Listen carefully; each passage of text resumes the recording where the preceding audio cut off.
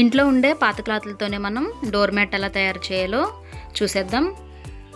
ముందుగా పేపర్ని తీసుకోండి. ఎగ్జాంపుల్ కోసం ఇలా 4 మడతలుగా ఫోల్డ్ చేసుకుని ఎక్స్ట్రా పేపర్ని కట్ చేయండి. ఇలా మనకి 4 మడతలుగా ఇలా మనకి రావాలన్నమాట. తర్వాత ఒక బ్యాంగిల్ని తీసుకుని ఇలా మనకి మార్క్ చేసుకుంటూ వెళ్ళాలన్నమాట.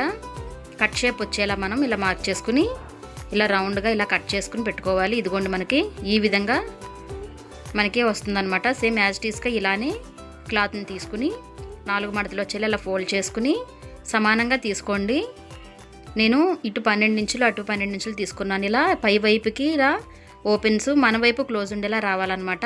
తర్వాత ఒక టేప్ని తీసుకుని క్రాస్గా ఉండేలా చూసుకోండి.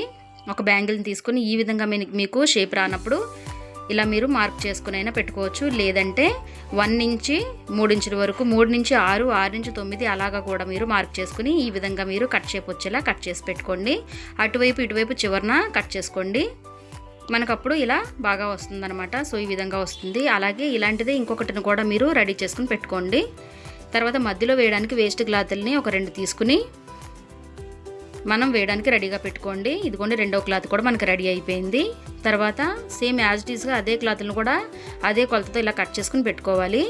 ఇలా కుట్టుకుంటూ రావాలి మనకి. ఈ విధంగా మేము కట్ చేయలేము అనుకున్న వాళ్ళు 3 లేయర్ని కట్ చేయకుండా ఒక లేయర్ని కట్ చేసిన తర్వాత సేమ్ అదే విధంగా దాన్ని పైన పెట్టుకుని చుట్టూ కుట్టుకుంటూ రావాలి. ఆ తర్వాత మిగిలిన వేస్టేజ్ని మొత్తం అంతా కూడా వేస్ట్ క్లాత్ని కట్ చేసుకుంటూ వచ్చినప్పుడు ఇంక షేప్ ఇంకా మీకు బాగా వస్తుంది.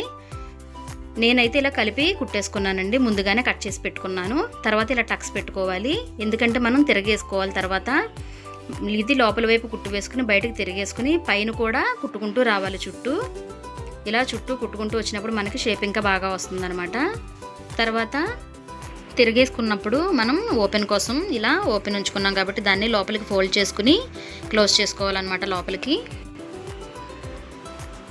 తర్వాత మనం నిలువు కుట్టును ఇలా వేసేసుకోవాలండి. తర్వాత నిలువు కుట్టు పైన క్రాస్ కుట్టును కూడా ఇలా వేసుకుంటూ రావాలి. అది ప్లెయిన్ క్లాత్ అయినా ఫస్ట్ నిలువు కుట్టు వేసుకుని తర్వాత క్రాస్ కుట్టు వేసుకున్నప్పుడు మనకి చూడడానికి మనకి నీట్గా ఉంటుంది. తర్వాత గట్టిగాని కూడా ఉంటుందన్నమాట. ఇలా ఈ కట్ షేప్ మనకి రాని వాళ్ళు ఏం చేస్తారంటే రౌండ్గా కూడా మీరు కుట్టుకోవచ్చు. సో ఇంతే ఫ్రెండ్స్, ఇంతే ఈజీగా ఉండే మ్యాట్ అయితే మనకి రెడీ అయిపోయింది.